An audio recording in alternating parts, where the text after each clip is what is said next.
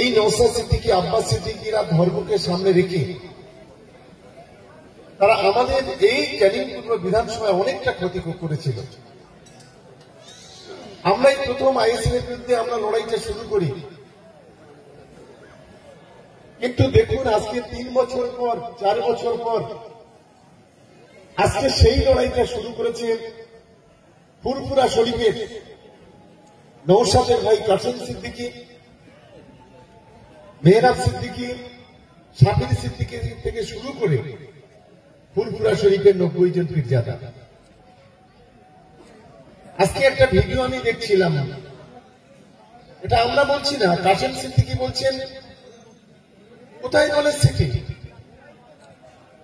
17 বিঘে জমি কিনেছে 80,000 টাকা করে, আর মানুষের কাছ থেকে কোটি কোটি টাকা, 1 টাকা থেকে 10 লাখ টাকা, 20 লাখ টাকা পর্যন্ত সেখানে তুলেছে। এটা আমরা বলছি না,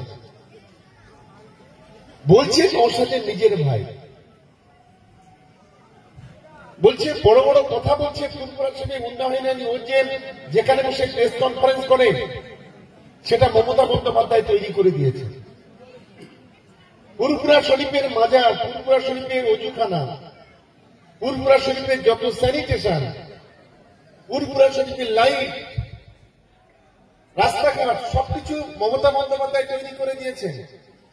আলিয়া বিশ্ববিদ্যালয়ের শাখা, 5 তলা টাইটেল মাদ্রাসা মমতা বন্দ্যোপাধ্যায় তৈরি করে দিয়েছেন। এটা আমি বলছি না, এটা বলছে কাসেম সিদ্দিকীর মতো লোকেরা, যারা একটা সময় আমাদের সরকারের বিরুদ্ধে অনেক বড় বড় কথা বলত।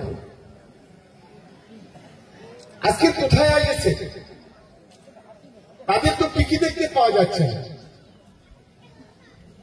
কারণ আজকে দেরিতে হলেও আজকে কাসেম সিদ্দিকীরা বুঝতে পেরেছেন বাংলায় সংখ্যালঘু সমাজকে রক্ষা করতে গেলে, হিন্দু মুসলমানের সম্প্রীতি রক্ষা করতে গেলে, বাংলার মাকে রক্ষা করতে গেলে, বাংলাকে সাম্প্রদায়িক হাত থেকে বাঁচাতে গেলে মমতা বন্দ্যোপাধ্যায় ছাড়া বিকল্প কোনো রাস্তা নেই। এটা অন্তত ফুরফুরা শরীফের 90 জন পীরজাদা তারা মমতা বন্দ্যোপাধ্যায় যাকে সাড়া দিয়ে তারা অন্তত উপলব্ধি করতে পেরেছে।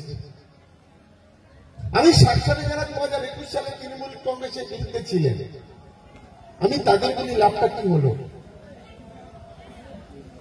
21 সালে আপনারা যারা আইএসএফ কে ভোট দিয়েছিলেন ধর্মের টানে, ধর্ম ধর্মের জায়গা থাকবে, রাজনীতি রাজনীতির জায়গা থাকবে, এটাই আমরা বিশ্বাস করি। আজকে কিছু মানুষ ধর্মকে সামনে রেখে রাজনীতি করতে চায়। এই নওশাদের মতো কাপুরুষরা, এরা হলো বিজেপি আরএসএস এর দালাল।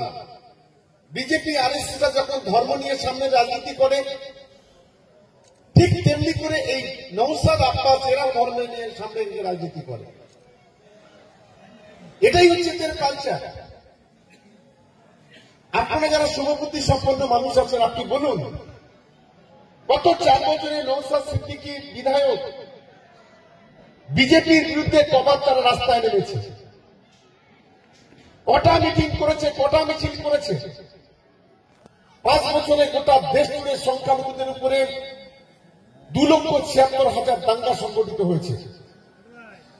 5 বছরে নোটবন্দির মতো ঘটনা ঘটেছে। এই 5 বছরের মধ্যে বাংলাকে বারে বারে বঞ্চিত করা হয়েছে, নিত্য প্রয়োজনীয় জিনিসের দাম বেড়েছে। গোটা বাংলায় সংখ্যালঘুদের উপরে নারকীয় তাণ্ডব চালিয়েছে বিজেপি।